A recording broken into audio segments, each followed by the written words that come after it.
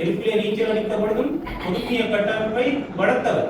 இங்கே போராட்ட காலத்தில் யாரும் பிச்சை எடுத்த அத்தியாயம் இல்லை.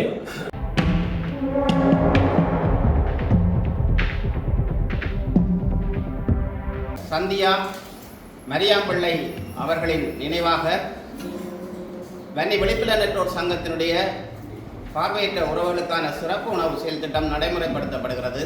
பாருங்க, சோறு இருக்குது, இதில் அப்பளம், மற்றது வாழைக்காய் பொரியல். இது பலருடைய உதவிகள் தேவைப்பட்ட புலம்பெயர்ந்த உறவுகளுடைய உதவி முக்கியமானது. அதேபோல் தாயக மக்களுடைய உதவியும் முக்கியமானது. போராட்ட காலத்திலேயும் பொறுமையத்தை கட்டி வளர்த்தவர் என்னுடைய தேசியத்தை விளந்து விட்டோம்.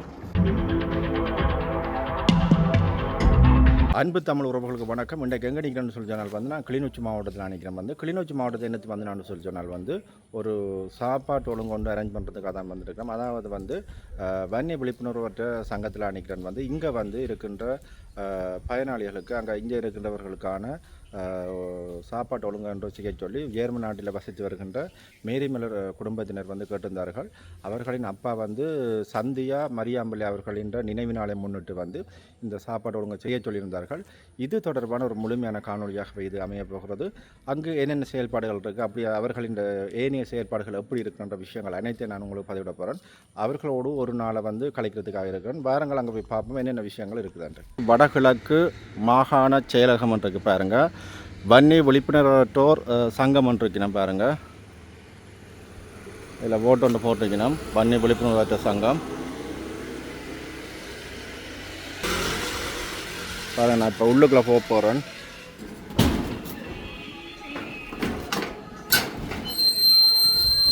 பாருங்க, இப்படி தான் உள்ளுக்குள்ளே இருக்குது. வந்த உடனே முன்னுக்கு பாருங்க எப்படி இருக்குது அந்த இடத்த பாருங்கள். இப்போ எல்லாம் டெவலப் பண்ணி கொண்டு இருக்கணும். இதில் பாருங்கள், மேலே இருக்குது வடக்கு கிழக்கு வன்னி விழிப்புணர்வற்றோர் சங்கம் என்று சொல்லி ஒரு போர்டு போட்டிருக்கணும். ஆண்களுக்கான காப்பகம், கணனி பயிற்சி நிலையம், கைத்தொழில் கூடம், பொது நூலகம் போன்ற பகுதிகள் இந்த பிரதேசங்களில் இருக்குது. அதை ஒழுங்குபடுத்தியிருக்கணும். இப்போ தான் இந்த பாதைகள் அவர்களுக்கு ஏற்ற மாதிரி போட்டு கொண்டிருக்கணும். பாருங்க எப்படி இருக்குன்னு சொல்லி நான் கிட்ட கொண்டு காட்டணும் உங்களுக்கு. அந்த ஒவ்வொரு நிலையங்களையும் உங்களை காட்டக்கூடிய மாதிரி இருக்கும். இப்போ தான் இந்த புனர் நிர்மாண பணிகள் ஓரளவுக்கு செய்து கொண்டிருக்கணும். முன்ன பார்த்திங்கன்னா பாருங்கள், இந்த கல்லுகள் அதெல்லாம் பறிச்சபடி கிடக்குது பாருங்கள். இதில் பொது நூலகம் போட்டிருக்கணும் பாருங்கள் முன்னுக்கு. இது பொது நூலகம், மற்றது கணனி பயிற்சி நிலையம் போட்டிருக்கணும். கைத்தொழில் கூடம் மட்டும் போட்டிருக்கணும் பாருங்கள். இதில் கைத்தொழில் பயிற்சி என்று சொல்லி போட்டிருக்கணும். இப்போ ஒவ்வொரு பக்கமான வேலை திட்டங்களை இங்கே செய்து கொண்டிருக்கணும் பாருங்கள். இதில் முன்னுக்கும் கட்டட திறப்பு விழான்னு சொல்லி இதில் போட்டிருக்கணும். அப்படியே அந்த நிகழ்வுகள் இப்போ தொடங்க போகுது, பார்ப்போம். அதையும் உங்களுக்கு அப்படியே காட்டக்கூடிய மாதிரி இருக்கும். இதில் ஒரு படி மாதிரி இருக்குது, மேலே அதில் கலவலாம் பார்க்க.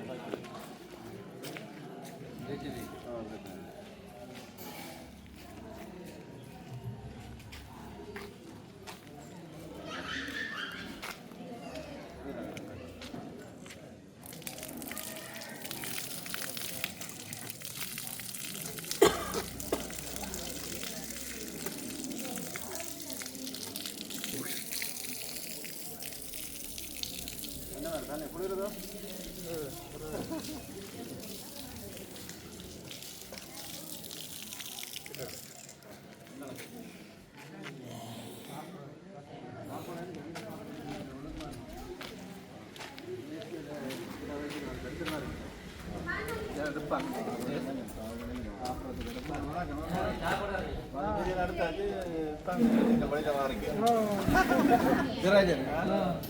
வீடியோ எடுத்து போடா, யூடியூப்ல வேற திரும்ப நில்லுங்க. அப்படி ரெண்டு எல்லாம் போட்டோ எடுப்போமா, அங்கால திரும்புங்க, அங்கால திரும்புங்க. போட்டோ வருங்க, போட்டோ அப்படியே போட்டோ எடுக்கலாம். சரியா? ஜெயராஜன் எல்லாம் வேற வீடியோவில் அண்ணாக்கு என்னது எனக்கு இளவானா ஜெயராஜனா எங்கேயும் வேற போறீங்க இந்த வீடியோவில். நான் இடைக்கு வருவேன், நான் இடைக்கு வடிவா செய்வோமா இருக்கா பாருங்க. சோறு இருக்குது, இதில் அப்பளம், மற்றது வாழைக்காய் பொரியல், இது என்ன கத்தரிக்காய், பருப்பு, இது வந்து உருளைக்கிழங்கு, நிறைஞ்ச கேரட் சாம்பல் இருக்குது. மற்றது இங்கே பாருங்க வடை இருக்குது. மெயினான கடைசியாக வந்து பாயாசம் இருக்குது பாருங்க. சரி, அப்படியே போட்டு கொண்டு போங்க, வந்தா போடுவோம்.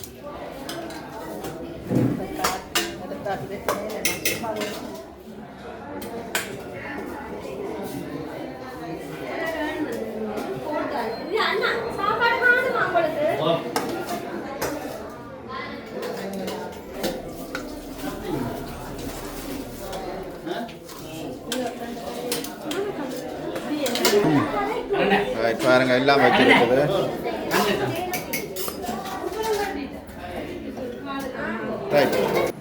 வணக்கம். இன்று நினைவு காணுகின்ற அமரர் சந்தியா மரியாம்பிள்ளை அவர்களின் நினைவாக வன்னி விழிப்புணர்வோர் சங்கத்தினுடைய பார்வையற்ற உறவுகளுக்கான சிறப்பு உணவு செயல் திட்டம் நடைமுறைப்படுத்தப்படுகிறது. இந்த திட்டத்துக்காக உதவி இருக்கின்றார் ஜெர்மனியில் வாழ்ந்து வருகின்ற மேரி மலர் குடும்பத்தினர். அவர்களுக்கு நன்றியை தெரிவிப்பதோடு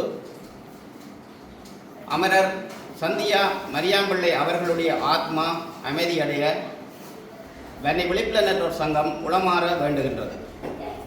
நன்றி.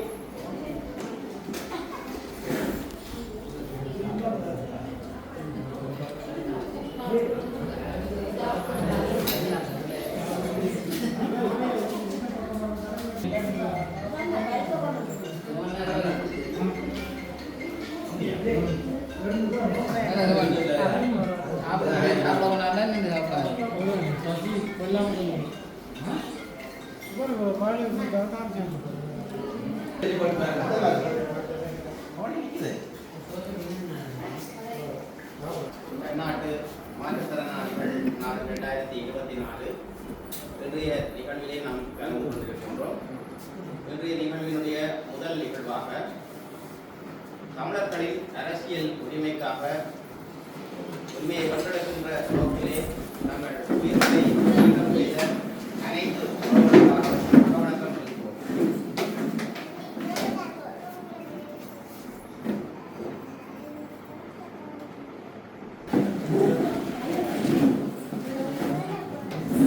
தமிழ்நாட்டு மாற்றுத்திறனாளிகள் நாள் 2024 அடுத்த நிகழ்வாக மங்கள நிகழ்வு கேட்குமாறு கேட்டது.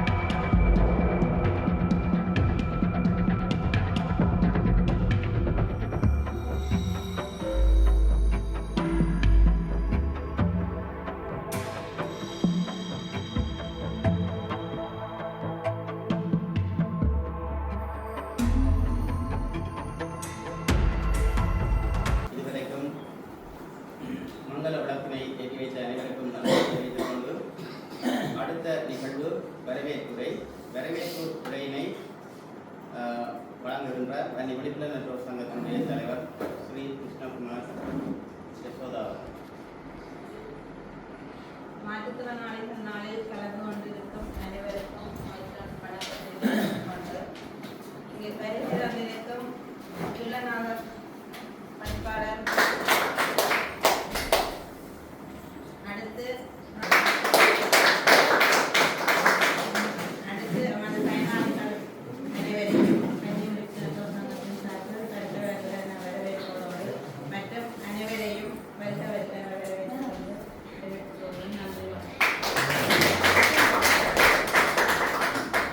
மாற்றுத்திறனாளிகள் நாள் 2024 இன்றைய நல்ல ஒரு நாளிலே நாங்கள் கலந்து கொண்டிருக்கின்றோம். இந்த நாள் என்னத்துக்காக கடைபிடிக்கப்படுகிறது அல்லது இந்த நாளில் என்னத்தை சாதிக்கப் போகிறோம் என்பதை பற்றி தான் நாங்கள் சிந்திக்க வேண்டியவர்களாக இருக்கிறோம். எனவே இந்த நாளிலே இங்கே கலந்து கொண்டு இந்த நிகழ்விலே கலந்து கொண்டிருக்கின்ற நாங்கள் வன்னி விழிப்புணர்வு என்ற சங்கத்தினுடைய உறுப்பினர்களாக இருக்கலாம் அல்லது மாற்றுத்திறனாளிகளாக இருக்கலாம்.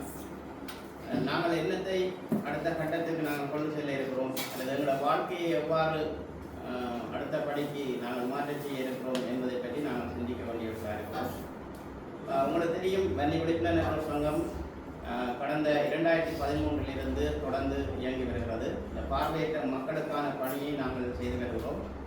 278 பார்வையற்ற குடும்பங்களுடைய கல்வி, மருத்துவம், வாழ்வாதாரம் போன்ற பல செயல் திட்டங்களை நாங்கள் முன்னெடுத்து வருகின்றோம். அந்த திட்டங்களிலே முக்கியமான திட்டமாக நாங்கள் தொடர்ந்து மேற்கொள்வது இந்த முழுமையாக பார்வையற்றவர்களுக்கான நிலையான வைப்பு திட்டம். அப்போ இந்த திட்டம் உண்மையிலே நாங்கள் கடந்த 2009க்கு பிறகு நாங்கள் ஏற்படுத்தி கொண்ட வாழ்வாதாரங்களினுடைய தோல்வி நிலையை எடுத்துக்கொண்டு அதிலிருந்து நாங்கள் எவ்வாறு மீளலாம் என்ற அடிப்படையிலே தான் அந்த திட்டத்தை நாங்கள் முன்மொழிந்து அந்த திட்டத்தை நாங்கள் செயல்படுத்தி இருக்கிறோம். இன்றும் கூட இந்த திட்டத்தில் 12 பேருக்கான வைப்புகளை நாங்கள் செய்திருக்கிறோம். அப்போ இவ்வாறு நாங்கள் இந்த பிள்ளைகளுடைய, அதாவது பார்வையற்ற மக்களினுடைய பிள்ளைகளுடைய கல்வி செயல் திட்டங்களை நாங்கள் முன்னெடுத்திருக்கிறோம். 200 பிள்ளைகளுக்கான கல்வி செயல் திட்டத்தை தொடர்ந்து நாங்கள் முன்னெடுத்து வருகின்றோம். அதேபோல் இந்த பார்வையற்ற மக்களினுடைய அடிப்படை தேவைகள், அதாவது கழிப்பறை, கிணறு, வீடு போன்ற பல செயல் திட்டங்களை நாங்கள் திருத்துகின்ற அல்லது உருவாக்குகின்ற செயல்பாடுகளை முன்னெடுத்திருக்கிறோம். அடுத்து பார்வையற்ற மக்களுக்கான அந்த இழந்து போன பார்வையை மீட்டெடுக்கின்ற முயற்சியிலே நாங்கள் தொடர்ந்து ஈடுபட்டு கொண்டிருக்கிறோம். பலருக்கு கண் மருத்துவ சிகிச்சையினை நாங்கள் தொடர்ந்து செய்து வருகின்றோம். ஒவ்வொரு மாதமும் எங்களால் அந்த திட்டங்களை செய்யக்கூடிய ஒரு செயல்பாட்டை நாங்கள் கொண்டிருக்கிறோம். அடுத்தடுத்து வருகின்ற மாதங்களில் கூட பலருக்கு நாங்கள் கண் சிகிச்சை செய்ய இருக்கின்றோம். அவர்களுக்கு பார்வையை ஏழுமான அளவுக்கு மீட்டெடுப்பதற்காக நாங்கள் அந்த செயல்பாட்டில் ஈடுபட்டிருக்கிறோம். அதே போல்தான் பல தொழில்துறைகளை நாங்கள் ஆரம்பித்திருக்கிறோம். அப்போ தொழில்துறைகள் என்று பார்க்கின்ற பொழுது சிறிய ஒரு தொடக்கமாக அது இருக்கிறது. எண்ணெய் ஆலை மற்றும் மெழுகுதிரி உருவாக்கம், அதேபோல் கைப்பணிகள் ஊடாக பல கைவினைப் பொருட்களை தயாரிப்பது, உருவாக்குவது போன்ற பல செயல் திட்டங்களை நாங்கள் கொண்டிருக்கிறோம். அதேபோல் உங்களுக்கு தெரியும், அமரர் சுந்தரமூர்த்தி அவருடைய நினைவாக ஒரு பொது நூலகத்தை இங்கே உருவாக்கி அதனூடாக இந்த சமூகத்தை அறிவுசார் சமூகமாக மாற்றுவதற்கான ஏற்பாடுகளையும் நாங்கள் செய்திருக்கிறோம். அது நடைபெற்றுக் கொண்டிருக்கிறது. அதேபோல் இந்த கணினி பயிற்சி நிலையத்தை நாங்கள் அண்மையிலே 11/26/2024 நாங்கள் திறந்து வைத்திருந்தோம். அப்போ எங்களுடைய இந்த காலம், இந்த கணினி யுகம் என்று சொல்லப்படுகின்ற இந்த காலத்திலே நாங்கள் கணினிசார் அறிவை பார்வையற்ற மக்களுக்கும் ஏனைய கணினி அறிவு கிடைக்கப்படாத சமூகங்களில் இருந்து அவர்களை உள்வாங்கிக் கொண்டு நாங்கள் இந்த கணினி பயிற்சியை நாங்கள் வழங்குவதற்கான செயல்பாடுகளில் ஈடுபட்டிருக்கிறோம். உங்களுக்கு தெரியும். அப்போ இவ்வாறு இந்த சமூகத்துக்கு, அதாவது மாற்றுத்திறனாளிகள் அல்லது இந்த பார்வையற்ற மக்களுக்கான பல செயல் திட்டங்களை நாங்கள் கொண்டிருக்கிறோம். உங்களுக்கு தெரியும், இந்த சமூகத்திலே மாற்றுத்திறனாளிகள் இந்த போர் காரணமாகவும் ஏனைய காரணிகளாகவும் உருவாகி இருக்கிறார்கள். அப்போ இவர்கள் இந்த சமூகத்தில் பிறந்தவர்கள், இந்த சமூகத்துக்காக உழைத்தவர்கள், தொடர்ந்து வாழ வேண்டியவர்களாக இருக்கிறோம். நாங்கள் 2009 எங்களுடைய, அதாவது குறிக்கப்பட்ட எல்லையை தாண்டி நாங்கள் கட்டுப்பாட்டு படையினருடைய கட்டுப்பாட்டு பகுதிகள் வந்துவிட்டோம். ஆனால் அது வந்தவுடனே நாங்கள் வாழ வேண்டியவர்களாக நாங்கள் எங்களை மாற்றிக்கொண்டோம். அந்த வாழ்க்கை நெறியை நாங்கள் முன்னெடுப்பதற்கு பலருடைய உதவிகள் தேவைப்பட்டது. புலம்பெயர்ந்த உறவுகளுடைய உதவி முக்கியமானது. அதேபோல் தாயக மக்களுடைய உதவியும் முக்கியமானது. இந்த சமூகங்களிலே நாங்கள் வாழ வேண்டியவர்களாக நாங்கள் இருந்து கொண்டிருக்கிறோம். ஆனால் இந்த நாளில் நாங்கள் எடுத்துக்கொள்ள வேண்டிய முக்கியமான பொறுப்பு, சமூகத்தில் நல்லவர்களாக நாங்கள் இருக்க வேண்டும். இந்த சமூகத்துக்கு நாங்கள் பங்காற்றுவர்களாக இருக்க வேண்டும். அதைத்தான் நாங்கள் எங்களுடைய நிறுவனம் வன்னி விழிப்புணர்வு சங்கம் விரும்புகிறது. தொடராக நாங்கள் பல மாற்றுத்திறனாளிகள் நிறுவனங்கள் இருக்கின்றன. அவர்களோடு இணைந்து நாங்கள் எங்களுடைய செயல்பாடுகளை முன்னெடுப்பதற்காக நாங்கள் கடந்த காலங்களில் இருந்து முயற்சிகளை மேற்கொண்டு வருகின்றோம். நாங்கள் நினைக்கிறோம், இது 6 ஆண்டிலிருந்து அது ஓரளவுக்கு அந்த ஒரு நிலைமையை நாங்கள் எட்டி தொட முடியும்.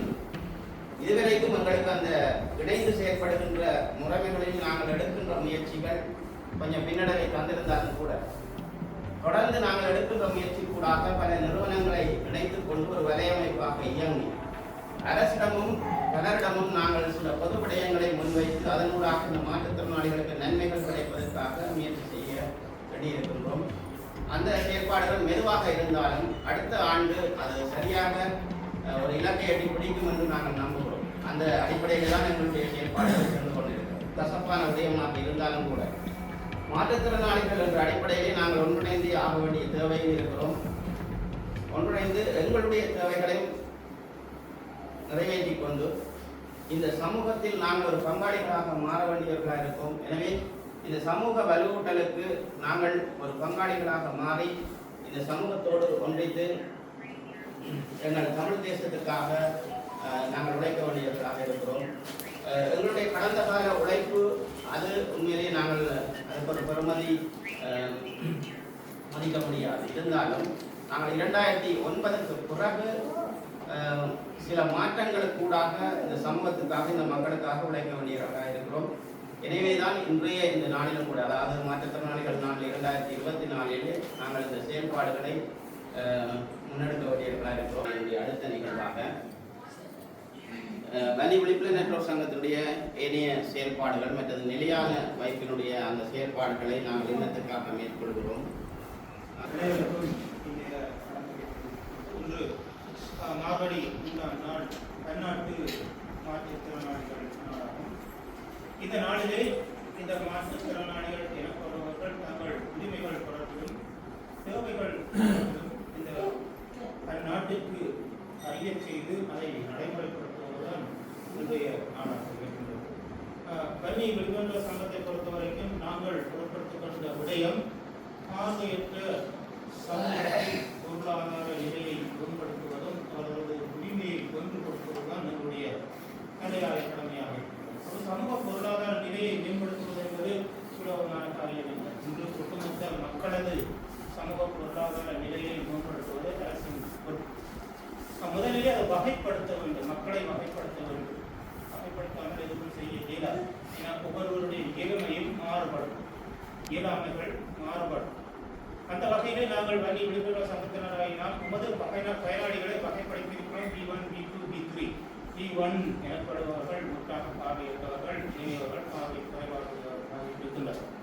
அப்ப இந்த வகைப்படுத்தல் ஊடாக ஒவ்வொரு வகுப்பினருக்கும் என்ன செயற்திட்டத்தை முன்னெடுத்தால் அவர்களுடைய வாழ்வியல் தேவைப்பாட்டை பூர்த்தி செய்வதற்கு ஒரு நீடித்து நிலைக்கக்கூடிய ஒரு வருமானத்தை ஈட்டக்கூடிய முறைமையை ஏற்படுத்த முடியும் என நாங்கள் சிந்திக்கிறோம். சுயதொழில் என்ற போர்வையிலே நாங்கள் நடத்துள்ள அந்த வாழ்வாதார திட்டங்கள் உண்மையிலே அவர்களுக்கு ஒரு நிவாரண திட்டங்களாகத்தான் அது அமைகிறது. ஒரு முற்றாக பார்வையிட்ட பொறுத்தவரைக்கும் அவருக்கு பார்வையில்லை, அவர் தன்னை கொண்டு இயக்கங்களை சிரமப்படுகின்றார். ஆகவே அவருக்கு கொடுக்கின்ற அந்த சுயதொழில் என்பது ஒரு நிவாரண திட்டம், தற்காலிகமாக வருமானத்தை ஈட்டிக் கொடுப்பதாகத்தான் அது அமைகிறது. அவருடைய இயலாமை ஒரு பக்கம், இன்னொரு பக்கம் குடும்ப ஒத்துழைப்பு இல்லை என்று சொல்லி சொன்னால் அவர் அந்த வாழ்வாதார நிலையை முன்னெடுப்பதிலே அவருக்கு பெரும் சிரமம் இருக்கின்றது. ஆகவே அவர் ஒரு கோழி வளர்ப்பை செய்கிறார் என்றால் அந்த கோழிகள் எல்லாம் ஒரு நோய்வாய்ப்பட்டு இறந்து விட்டதென்றால் அவருக்கு அடுத்த பிரிவு கூடி செய்வதுதான். ஒரு இடத்துல போய் அவங்க இவர் 2 கண்ணும் பார்வையிட்டோர் வேலை வாய்ப்பு கேட்டால் அவர் சொல்லுவார், ஐயோ தம்பி உமக்கு கண் தெரியாது, நீங்கள் என்ன வேலை செய்வோம், என்னிடத்துல என்ன வேலை தருவது, அப்படி இருந்தால் 500 1000 கொண்டு போய் நீங்கள் சமைச்சு சாப்பிடணும்னு சொல்லி கூடாது. ஆகவே நாங்கள் இவர்களுக்கு இப்படி ஒரு நீடித்து நிலைக்கக்கூடிய ஒரு வருமான நிலையை ஏற்படுத்தலாம். உடனே அவர் செய்கின்ற அந்த சுய தொழில் அடிபட்டு போனாலும் என அவர் ஒரு நேர சாப்பாட்டுக்கு ஒரு நாளாவது பட்டினி விளக்காமல் இருக்க செய்வதற்கு என்ன வழி என்று ஆய்வு செய்கிறோம். அந்த ஆய்வின் அடிப்படையில் பிறந்ததுதான் இந்த நிரந்தர வைப்பு திட்டம். அதாவது நிரந்தர வைப்பு திட்டத்தை நாங்கள் ஏற்படுத்தினால் அதனுடைய கொள்கை, அதாவது இந்த நிரந்தர வைப்பு திட்டத்தை ஒரு பார்வை விட்டாக பார்வையிட்டவர் அதை எடுத்து வேறு செலவுகளுக்கு செய்ய இயலாது. அதை வாழ்நாள் முழுக்க கட்டி காக்க வேண்டும், அந்த நிரந்தரத்தை கட்டி காக்க வேண்டும். அதில் வருகின்ற வட்டி வருமானத்தை எடுத்து அவரது வாழ்க்கை செயல்களுக்கு பயன்படுத்த வேண்டும். முடிவில் அவர் இயற்கை எழுதினால் அந்த முதல்களானது அல்லது அந்த நிரந்தர வைப்பானது அந்த குடும்பத்தை சென்றடையும். அவர் மூலம் அந்த குடும்பம் பயன்பெற வேண்டும் என்பதுதான் எங்களுடைய இந்த கொள்கை. இருக்கும் வரைக்கும் அவர் ஒரு நாளாவது நிம்மதியாக சாப்பிடும். இதை வந்து நாங்கள் பல அனுகூலங்களை ஏற்படுத்துகிறோம். ஒன்று, இந்த நிரந்தர வைப்பு திட்டம் இருப்பதனூடாக அவருக்கு ஒரு நம்பிக்கையை ஏற்படுத்துகிறோம். தனக்கும் ஒரு மூலதனம் இருக்கு, இதனூடாக தான் வாழ்ந்து கொள்ள முடியும் என்ற ஒரு நம்பிக்கையை ஏற்படுத்துகிறோம். என்பது அந்த சமாதான காலத்திலே ஏற்படுத்த என்பது கொள்கை. அதே நேரம் உங்களுக்கு தெரியும், இந்த போராட்ட காலத்திலேயும் பொறுமையத்தை கட்டி வளர்த்தவர் எங்களுடைய தேசிய தலைவர் அவர் பொக்கிஷம் நாங்கள் இழந்து விட்டோம். அவர் கூட இந்த மயூரியில் இருந்த உள்ளந்தண்டு வளம் பாதிக்கப்பட்ட பெண்களுக்கு 3 லட்சம் ரூபாய் அந்த நேரம் வைப்பிருக்கிறது. இயக்கம் அவர்களை மாற்ற முடியும். ஏதோ அந்த நிலத்தில் அவர் ஒன்றை சிந்திக்கிறார். எப்படி என்று சொன்னால் அவர்கள் கிழப்பாடு வருது வரைக்குள்ள போய் பொறுப்பாடு கேட்க பொறுப்பாடை 10 காசு, பொருளாட்டு கேட்க நிதி பொறுப்பாடை கேட்டால் 10 காசு, பொருளா நீதித்துறை கேட்கணும் அவர் 10 காசு இல்லாமல் சில விட அவைக்கு அந்த கிழப்பாடு செய்ய முடியாமல் புரியும். அவர் சிந்திக்கும் என்ன வழி. உடனே அவர் என்ன செய்கிறார், அவருடைய 3 லட்சம் இது அவர் செய்து காட்டி தந்த என்னுடைய வழி. அதே போன்றுதான் இந்த பார்வையற்றவர்களும் என்ன ஒரு நிரந்தர வைப்பு திட்டத்தை ஏற்படுத்துவதற்காக அவர்கள் பயன்பெற வேண்டும் என்று நாங்கள் மேலே வருடத்திலிருந்து கற்றுக்கொண்ட பாடம் தான். அவர்கள் தெரியுமா, அந்த போராட்ட காலத்திலே இந்த பொறுமையத்தை கட்டமைத்து வடிவாக நிர்வகிக்கிறோம். அப்போ இன்று நாங்கள் அவரை இழந்திருக்கிறோம். ஆனால் அவரது கொள்கையை காட்டிலே பார்க்க விட்டுவிட்டோம். உங்களுக்கு தெரியும், இந்த ஜேவிபி தலைவர் ரோகன விஜயவீரா அவர் கொல்லப்பட்டு விட்டார். ஆனால் அவரது இறப்பை அவரை பின்தொடர்ந்தவர்கள் சேர்த்து ஒரு புதிய கடமைகளை உருவாக்கி அவர்கள் இலக்கை இன்று அடைந்து, அதாவது சிங்கள ஆட்சி அந்த தேசத்து ஆட்சியை கைப்பற்ற வேண்டும் என்ற அவர்கள் கொள்கை அந்த இலக்கிலே அவர்கள் இன்று வெற்றி கண்டிருக்கின்றனர். ஆனால் நாங்கள் இன்று என்ன தேசிய தலைவர் இருக்கிறாரா இல்லையா, அடுத்தது ரூபாராக இருக்கிறான்னு சொல்லி ஆடுக்கால் அடிவிட்டு கடைவிட்டுக் கொண்டிருக்கின்றோம்.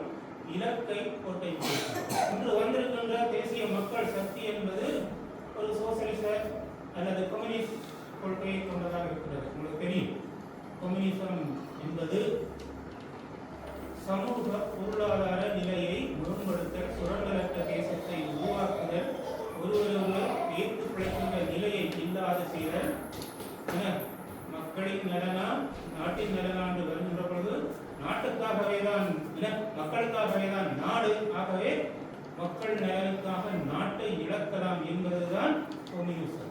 அதை பின்பற்றுகிற அரசுதான் இப்பொழுது வந்திருக்கிறது. தமிழ் மக்களும் வாக்களித்திருக்கிறார்கள். உண்மையான இந்த கம்யூனிச வாசத்தை அதை பின்பற்றுபவர்களாக இருந்தால் அவர்கள் புரிந்து கொள்வார்கள், தமிழ் மக்களின் நலன் என்பது அவர்கள் தங்களை தாங்களே ஆள்வதன் ஊடாகத்தான் அவர்களுடைய சமூக பொருளாதார நிலையை கட்டி எழுப்ப முடியும் என்பது அவர்களுக்கு தெரியும். தமிழர்களின் நிலங்களையும் வளங்களையும் சுரண்டினால் அவர்களால் சமூக பொருளாதார நிலையில் மேம்பட இயலாது. ஆகவே அவருடைய கம்யூனிசத்தினுடைய கொள்கை என்பது சமூகத்தினுடைய பொருளாதார நிலையை மேம்படுத்தும். இதுதான் அதனுடைய அடிப்படை கொள்கை. இப்படி மேம்படுத்த வேண்டும் சொல்லி சொன்னால் மக்களின் விருப்பமா நாடாண்டுகள் போது நாட்டை விட்டு கொடுத்தவர். இதுதான் நம்முடைய நிலைமை. அப்ப இந்த மக்களும் நம்பி வாக்களித்திருக்கிறார்கள். அவர் இந்த தமிழ் மக்களுக்கு ஒரு சுயாட்சி கொடுக்கின்ற பொழுது தமிழர்கள் தங்களுடைய பொருளாதார நிலையை மேம்படுத்திக் கொள்ள முடியும். அப்பொழுதுதான் உண்மையாக அவர் கம்யூனிசவாதியாக இருக்க முடியும். அதை செய்வார்கள் என்று எதிர்பார்த்து மக்கள் வாழ்த்து வைத்திருக்கிறார்கள். அவர் கொடுக்கவில்லை என்று சொல்லினால் வாக்களித்த மக்கள் வடிகட்டின முட்டாள்களாக இருப்பார். இதுதான் இந்த நிலப்பாடு. அவர் இன்று நாங்கள் கூட இந்த முதற்கட்ட நாங்கள் B1 வகுப்பினருக்கு நிரந்தர வைப்பு திட்டத்தை நடைமுறைப்படுத்துவது என்று முடிவெடுக்கிறோம். இதை நாங்கள் 15 லட்சம் ரூபாய் நிரந்தர வைப்பு என்பதுதான் நம்முடைய கொள்கை. அந்த அடிப்படையிலே நாங்கள் இன்று கோரிக்கை சிக்கல்கள் இருக்கிறோம். அவர்கள் கூடி கோரிச்சாமியார்களுக்கு கோடிக்கணக்கான காசை கொட்டி அவர்கள் காலை கழுவி தீர்த்தமாக குடி குடிக்கிறார்கள். இன்று இந்த நம்முடைய அரசியலுக்காக பெருங்கோடி பணம் கொட்டி கிடைக்கிறார்கள். இவர்களிடத்திலே உண்மையிலே எங்களால் புரிய வைக்க முடியவில்லை. எங்களது பார்வையற்றவர்களுடைய சமூக பொருளாதார நிலையை எப்படி மேம்படுத்துவது என்று புரிய வைக்க முடியவில்லை. சிலருக்கு புரிய வைக்க முடிந்தது. அந்த அடிப்படையிலே ஆரம்பத்திலே இந்த நிரந்தர வைப்பு திட்டத்துக்கு முன் வந்தது என்னுடைய சமத்கார அமைப்பினர். நாங்கள் அவரிடத்தில் சொல்லும் முறையில் ஒவ்வொருத்தரும் அந்த உதவுகிறார்கள், கைவிடுகிறார்கள், என்ன செய்வது தாங்கள் உதவுகிற நிரந்தர திட்டத்தில் இறங்கினார். எங்களோடு இறங்கினார். ஒவ்வொரு சென்று நெற்று முறைகளை சேர்த்து தந்தார்.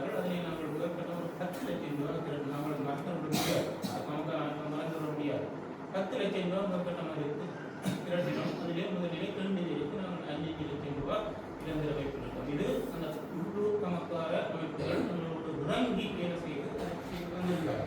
அதைத் தொடர்ந்து நாங்கள் இச்சாக்களுக்கு நடைமுறைப்படுத்துவதுதான் எங்களது நன்மையிலே மாவட்ட அரசியல் பக்கம் ராஜன் அவருடைய தொடர்பு அவருடன் நாங்கள் ஞானமாக இருந்து கரைக்கிறோம். ஞானமாக எனக்கு அந்த நம்பர் தான் நான் கரைக்கிறேன். அப்போ அவர் எனக்கு சொல்கிறார், சரி நீ மற்றவர்கள் பொறுப்புடையவர்கள் அக்கறை செலுத்தி அவர்களும் இந்த சமூகத்திலே வாழ பிறந்தவர்கள் தான் என்பதை ஏற்றுக்கொண்டு அவர்களுக்கும் புதிய நிலையை ஏற்படுத்தி கொடுக்க வேண்டியது அவருடைய பொறுப்பாக இருக்கிறது. அதை செவ்வனே செய்ய வேண்டும் என்பதுதான் நம்முடைய சங்கம். எங்கள் சங்கம் தனியுரிமைகள் சங்கம் ஆரோக்கிய சமூகத்தின் பொருளாதார நிலையை மேம்படுத்துகின்ற பொறுப்பை எடுத்திருக்கிறது. இன்று எங்களால் முடிந்த அளவுக்கு நாங்கள் நம்மளை செயல்பட்டுக் கொண்டிருக்கிறோம் என்பதுதான் நம்முடைய நிலைப்பாடு. ஆகவே இந்த திட்டம் 3ஆம் கட்டம், இப்பொழுது 2ஆம் கட்டத்தை நிறைவு செய்திருக்கிறோம். 3ஆம் கட்டத்தை நிறைவு செய்ய வேண்டிய பொதுவெலும்பாக இருக்கிறார்கள். அவரிடத்தில் நாங்கள் வினயமாக நாங்கள் கேட்டுக்கொள்கின்றோம். அநியாயமாக நீங்கள் இந்த பணத்தை வீணாக செலவழிப்பதை விட இந்த சமூகத்தின் பொருளாதார நிலையை கட்டி எழுப்பினால்தான் இல்லாமல் என்ன இன்றைக்கு இந்த கம்யூனிசம் என்ன அடிப்படை கொள்கை சமூகத்தின் பொருளாதார நிலையை மேம்பட்டால் தன்னிச்சையாக சுரண்டல் படைப்பு இல்லாமல் போகும். தன்னிச்சையாக ஒருதலை ஏற்று பிழைக்கின்ற நிலை இல்லாமல் போய்விடும். அடித்தள ஆணிவே பொருளாதார நிலையை மேம்படுத்தும். இதற்கு முதலில் மக்களை வந்து வகைப்படுத்தணும். இது எந்தெந்த வகுப்புல இந்தந்த வகுப்புல இருக்கு, எந்தெந்த செயற்திட்டத்தை பிரயோகிக்கணும் என்ற அந்த அறிவு இருந்தால் தான் அதை கொண்டு செல்ல முடியும். இந்த அறிவு உங்களுடைய தமிழக தேசிய தலைவருக்கு அவர் இருந்தது. நெருப்பிலே நீச்சல் அடித்த பொழுதும் ஒடுங்கிய கட்டமைப்பை வளர்த்தவர். இங்கே போராட்ட காலத்தில் யாரும் பிச்சை எடுத்ததாக அத்தியாயம் இல்லை. என அனைவரும் பொது உடைமையின் கீழ் என மகிழ்ச்சியாகவும் ஒரு என கையேந்தாத நிலையிலும் வாழ்க்கை நடத்தினார்கள் என்பது இங்கு இருந்தவர்களுக்கு தெரியும். அந்த நிலை வர வேண்டும். அதற்கு நாங்கள் முதல் இந்த நம்முடைய ஒவ்வொரு வகுப்பினருக்கும் ஏற்ற விதத்திலே நாங்கள் இந்த செயற்திட்டத்தை முன்னெடுக்க வேண்டும். அந்த வகையில் செய்கிறேன்.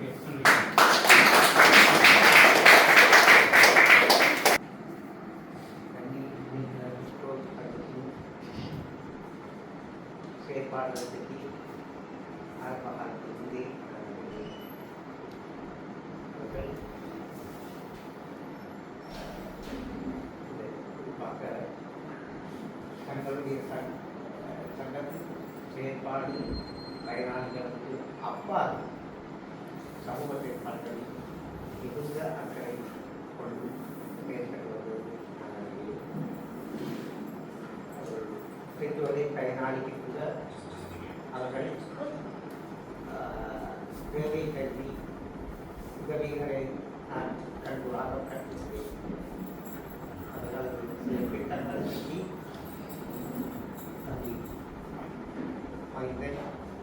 விளக்கமாக அவர்களோட பணி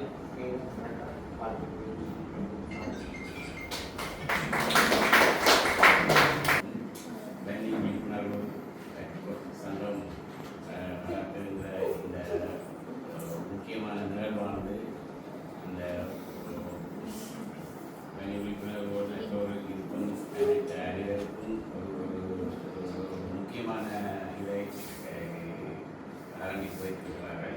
அது தொடர்ந்து மக்களால் இன்னும் ஊக்குவிக்கப்பட்டு இன்னும் மேலும் இன்னும் எத்தனை ஆட்களுக்கும் ஒரு இடத்தும் ஒரு ஆங்கிலத்துக்கும் உருவாக்குகிற அளவுக்குரிய ஏற்பாடுகளை வெளிநாடுகளில் உள்ள புலம்பெயர் மக்கள் மூலமும் இந்திய மக்கள் மூலமும் தொடர்ந்து மக்கள் ஆதரவு செய்ய வேண்டும் என்று நான் என் சார்பாக தமிழக உணர்வாளர்கள் சார்பாக கேட்டுக்கொள்கிறேன்.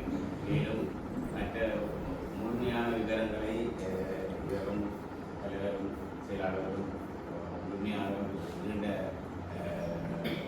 உரை மூலம் விளக்கியிருந்தார்கள். நான் எனக்கு பெருசாக இல்லை எல்லாமே சொல்லியிருக்கிறார்கள். அதனாலே நான் இந்த கதைப்பதற்கு என்னை பேசுவதற்கு இழந்த இந்த வன்னி விழிப்புணர்வு சங்க அனைவருக்கும் எனது நன்றிகளை தெரிவிக்கிறேன்.